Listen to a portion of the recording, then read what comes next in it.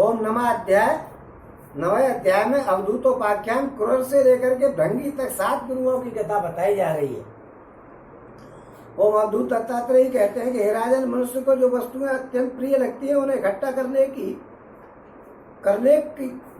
आदत ही उसके दुख का कारण है।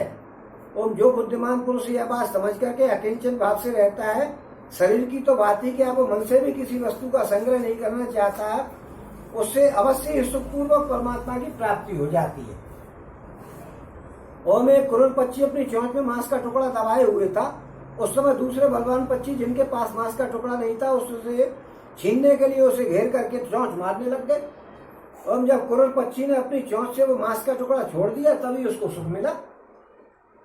और मुझे मान या अपमान से कोई ध्यान नहीं है, मुझे मान और अपमान का कोई ध्यान नहीं है, और घर एवं परिवार वालों को जो चिंता होती है वो भी मुझको कोई नहीं।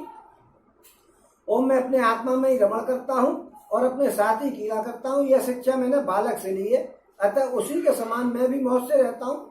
इस जगत में 2 ही प्रकार के व्यक्ति निश्चिंत और परमानंद में मगन रहते हैं। एक तो भोला बालक निश्चेष्ट बालक, और दूसरा गुणातीत मनुष्य। ओम एक बार किसी कुंवारी कन्या के घर पर उसे वरण करने के लिए कई लोग आए हुए थे। उस दिन उसके घर के लोग जो है कहीं बाहर गए हुए थे, इसलिए उसने स्वयं ही उनका आतिथ्य सत्कार किया। हे राजन, उसको भोजन कराने के लिए, उन लोगों को भोजन कराने के लिए वो घर के भीतर एकांत में धान कूटने लग गई। उस समय उसकी कलाई में पड़ी हुई शंख की चूड़ियां जोर जोर से बज रही थी। ओम इस शब्द को निंदित समझ करके कुंवारी को बड़ी लज्जा आई और उसने एक एक करके सभी चूड़ियां तोड़ दी और दोनों हाथों में केवल 2-2 चूड़ियां छोड़ी। अब फिर वो धान कूटने लगी, परंतु 2-2 चूड़ी होने पर वो फिर बजने लग गई। तब उसने एक एक चूड़ी और तोड़ दी। जब दोनों कलाइयों में एक एक चूड़ी रह गई, तब किसी प्रकार की आवाज नहीं हुई। हे रिपुदमन, उस समय लोगों का आचार विचार न रखने के और परखने के लिए उधर से मैं भी घूमता घामता पहुंच गया।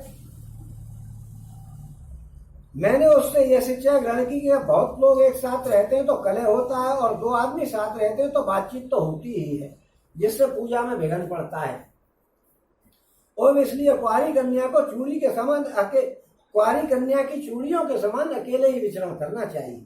आप गिरिराज जी की परिक्रमा लगाने गए और 2 आदमी जाओगे तो ये निश्चित है कि आप इधर उधर की बातें अवश्य करोगे, भगवान का नाम लेकर के परिक्रमा नहीं करोगे। जबकि परिक्रमा करनी चाहिए तो भगवान का नाम लेते रहना चाहिए, और वहां जाकर के बुराई भलाई करने की क्या जरूरत है? फिर तो अपने घर में ही आकर के बुराई भलाई कर लो, फिर जाओ ही मत परिक्रमा लगाने। लेकिन अगर 2 भी जाओगे तो बुराई भलाई जरूर होगी, उसने ऐसा किया, उसने ऐसा किया, इस प्रकार की बातें अवश्य होंगी। इसलिए वो कह रहे हैं कि एक ही रहे, एक जाओ, अकेले परिक्रमा लगा कर सीताराम सीताराम जपते हुए और चले आओ, चले जाओ। ओम हे राजन, मैंने बाण बनाने वाले से यह सीख की है कि आसन और श्वास को जीत करके वैराग्य और अभ्यास के द्वारा अपने मन को वश में कर ले, और फिर बड़ी सावधानी से उसे एक क्षण में एक लक्ष्य में लगा देगा। ओम जब परमानंद स्वरूप परमात्मा में मन स्थिर हो जाता है, तब वो धीरे धीरे कर्म वासनाओं की धूल को धो करके बहा देता है। सतगुण की वृद्धि से रजोगुण और तमोगुण वृत्तियों का त्याग करके मन वैसे ही शांत हो जाता है जैसे ईंधन बिना अग्नि के शांत हो जाता है।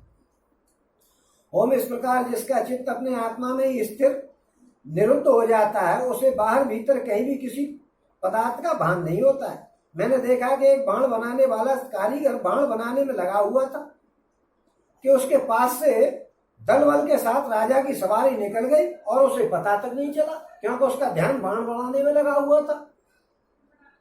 और मेराजन, मैंने इसलिए इस प्रकार आपको भी आपका ध्यान भगवान में लगना चाहिए, इधर उधर की बातों में नहीं लगना चाहिए, ध्यान ही नहीं जाना चाहिए।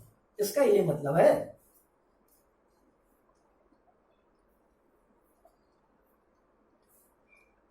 ओ मेराजन,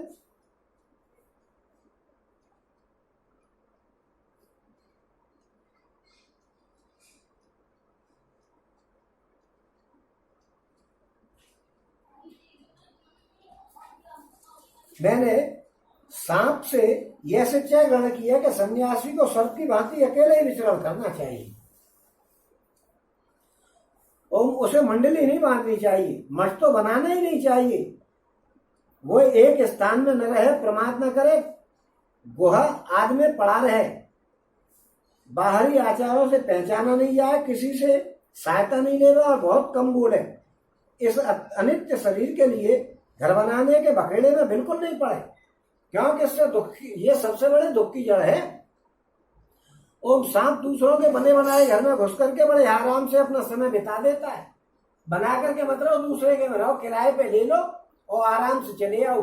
5,000 रुपये महीने दोगे, मजे करोगे 10 लाख की बिल्डिंग में, और बल्कि 25-30 लाख की बिल्डिंग में।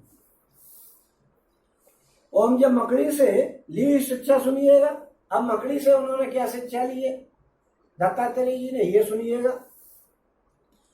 ओम सबके प्रकाशक और अंतर्यामी सर्वशक्तिमान भगवान ने पूर्व कल्प में बिना किसी अन्य सहायक के ही अपनी माया से रचे हुए इस जगत की को कल्प के अंत में यानी प्रलय काल उपस्थित होने पर काल शक्ति के द्वारा नष्ट कर दिया था, उसे अपने में लीन कर लिया था और सजाती विजाती और स्वगत भेद से शून्य अकेले ही शेष रह गए थे। ओम वे सबके अधिष्ठान है, सबके आश्रय है, परंतु स्वयं अपने आश्रय अपने ही आधार से रहते हैं। उनका कोई दूसरा आधार नहीं है। वे प्रकृति और पुरुष दोनों के नियामक कार्य और कारणात्मक जगत के आदि कारण है, और वे परमात्मा अपनी शक्ति काल के प्रभाव से सत्रज आदि समस्त इंद्रिय शक्तियों को साम्य अवस्था में पहुंचा देते हैं और स्वयं केवल रूप से एक और अद्वितीय रूप से विराजमान रहते हैं। ओम में केवल अनुभव स्वरूप और आनंद मात्र है, आनंद घन मात्र है। ओम किसी भी प्रकार की उपाधि का उनसे संबंध नहीं है। वे ही प्रभु केवल अपनी शक्ति काल के द्वारा अपनी त्रिगुणमयी माया को क्षुब्ध करते हैं और उससे पहले क्रिया शक्ति प्रधान सूत्र यानी महतत्व की रचना करते हैं। यह सूत्र रूप महतत्व ही तीनों गुणों की पहली अभिव्यक्ति है। वही सब प्रकार की सृष्टि का मूल कारण है। उसी में सारा विश्व सूत के ताने बाने की तरह ओतप्रोत है और इसी के कारण जीव को जन्म मृत्यु के चक्कर में पड़ना पड़ता है।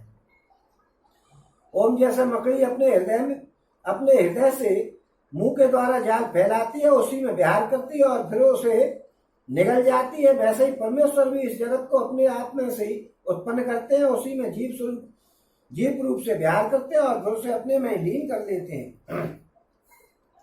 ओम हे राजन, मैंने भृंगी यानी बिल्ली कीड़े से यह शिक्षा ग्रहण की है कि यदि प्राणी इसमें द्वेष अथवा भय से भी जानबूझ करके एकाग्र रूप से अथवा मन किसी में भी लगा दे तो उसे उसी वस्तु का स्वरूप प्राप्त हो जाता है। अगर आपने भगवान में लगा दिया तो भगवान का स्वरूप प्राप्त हो जाएगा, और किसी दुनिया की वस्तु में लगा दिया तो दुनिया की वस्तु ही प्राप्त होगी। और राजन जैसे भृंगी एक कीड़े को ले जाकर के दीवार पर अपनी रहने की जगह पे बंद कर देता है, और वो कीड़ा भय से उसी का चिंतन करते करते अपने पहले शरीर का त्याग करके बिना ही उसी शरीर से तद्रूप हो जाता, उसी शरीर में तद्रूप हो जाता है। और हे राजन, इस प्रकार मैंने इतने गुरुओं से ये शिक्षाएं ग्रहण की है। अब मैंने अपने शरीर से जो कुछ सीखा है वो मैं और सुनाता हूं आपको। सावधान होकर के सुनिएगा। यह शरीर भी मेरा गुरु है, क्योंकि यह मुझे विवेक और वैराग्य की शिक्षा देता है। मरना और जीना तो इसके साथ लगा ही रहता है। इस शरीर को पकड़ करके रखने का फल यह है कि दुख पर दुख भोगते जाओ। इस शरीर को अगर आप पकड़ते हो तो इस उद्देश्य से पकड़ो कि हमें तो दुख ही तो भोगने हैं, क्योंकि जब आपके सारे दुखों का निवारण वो खात्मा हो जाएगा तब आपको भगवान की प्राप्ति होगी। और यद्यपि शरीर से तत्व विचार करने में सहायता मिलती है, तथा मैं इसे अपना कभी नहीं समझता हूँ। सर्वदा यही निश्चय रखता हूँ कि एक न एक दिन इसे सियार कुत्ते खा जाएंगे, इसलिए मैं इसे असंग होकर के विचरता रहता हूँ, इससे असंग रहता हूँ। ओम असंग का मतलब है मैं इससे ज्यादा लगाव नहीं रखता हूँ। ओम जीव जिस शरीर का प्रिय करने के लिए ही अनेकों प्रकार की कामनाएं करता है, कर्म करता है, तथा स्त्री पुत्र धन दौलत हाथी घोड़े नौकर चाकर घर द्वार और भाई बंधुओं का विस्तार करता है और उनके पालन पोषण में लगा रहता है, बड़ी बड़ी कठिनाइयां सहन करके धन संचय करता है। आयुष पूरी होने पर वही शरीर जब स्वयं ही नष्ट होता ही है, वो शरीर स्वयं तो नष्ट होता ही है, वृक्ष के समान दूसरे शरीर के लिए भी बीज होकर के उसके लिए भी दुख की व्यवस्था कर जाता है। खुद तो नष्ट होता है, दूसरा शरीर बना जाता है, फिर वो भी नष्ट होने के लिए तैयार हो जाता है। और जैसे बहुत सी सौतें अपने एक पति को अपनी अपनी ओर खींचती हैं, वैसे ही जीव को जीव और एक और स्वादिष्ट पदार्थों की ओर खींचती है, तो प्यास दूसरी ओर खींचती है जल की ओर, जननेंद्रिय एक और खींचती है, स्त्रियां संभोग की ओर ले जाना चाहती हैं, तो त्वचा पेट और कान दूसरी ओर ले जाना चाहते हैं, कोमल स्पर्श भोजन और मधुर शब्द की ओर खींचने लगते हैं, नाक कहीं सुंदर गंध की ओर खींचने लगती है, तो चंचल नेत्र कहीं दूसरी ओर खींचने लग जाते हैं। इस प्रकार कर्मेंद्रिय और ज्ञानेंद्रिय दोनों ही इसे सताती रहती हैं। वैसे तो भगवान ने अपनी अचिंत शक्ति माया से वृक्ष शरीर यानी रेंगने वाले, शरीर कहते हैं रेंग कर चलने वाले, पशु पक्षी डांस और मछली आदि अनेकों प्रकार की योनियां रची हैं, परंतु उनसे उन्हें संतोष नहीं हुआ, तब उन्होंने मनुष्य शरीर की सृष्टि करी।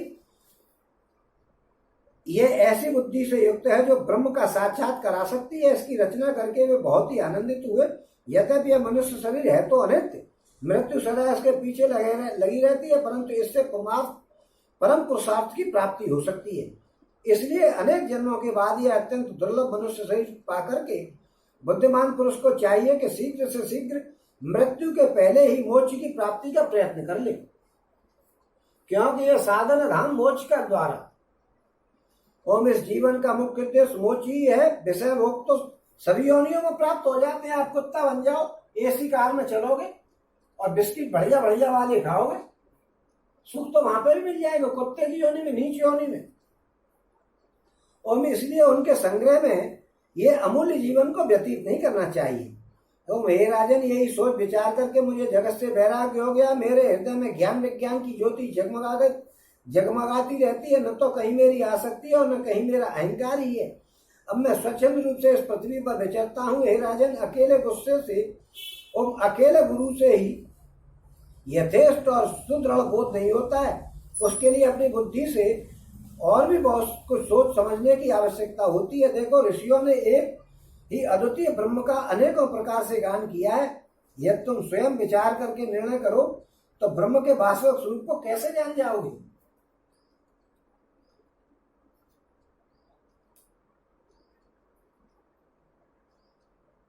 ओम भगवान श्री कृष्ण कहते हैं, प्यारे उद्धव जी, गंभीर बुद्धि अवधूत दत्तात्रेय ने राजा यदु को इस प्रकार उपदेश किया। यदु ने उनकी पूजा की, वंदना की और दत्तात्रेय उनसे अनुमति लेकर के बड़ी प्रसन्न ओम दत्तात्रेय जी उनसे अनुमति लेकर के बड़ी प्रसन्नता से इच्छानुसार पधार गए। और हमारे पूर्वजों में भी पूर्व राजा यदु अवधूत दत्तात्रेय की यह बात सुनकर के समस्त आसक्तियों से छुटकारा पा गए और समदर्शी हो गए। इसी प्रकार में तुम्हें भी समस्त आसक्तियों का परित्याग करके समदर्शी हो जाना चाहिए। और यहाँ पे आकर के 9वां अध्याय समाप्त। बोलो श्री कृष्ण भगवान की जय, बोलो श्री कृष्ण भगवान की जय, बोलो श्री कृष्ण भगवान की जय। क्यों भाई, 10वां अध्याय बताना है क्या?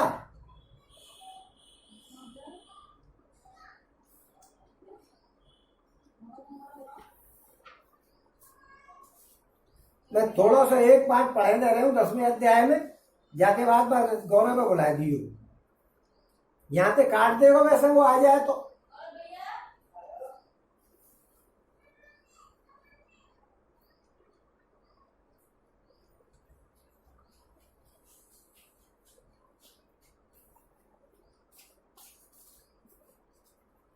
भैया यहाँ पे काट लेगा तो सुविधा है जाएगी, पूरे है गए। अब मैं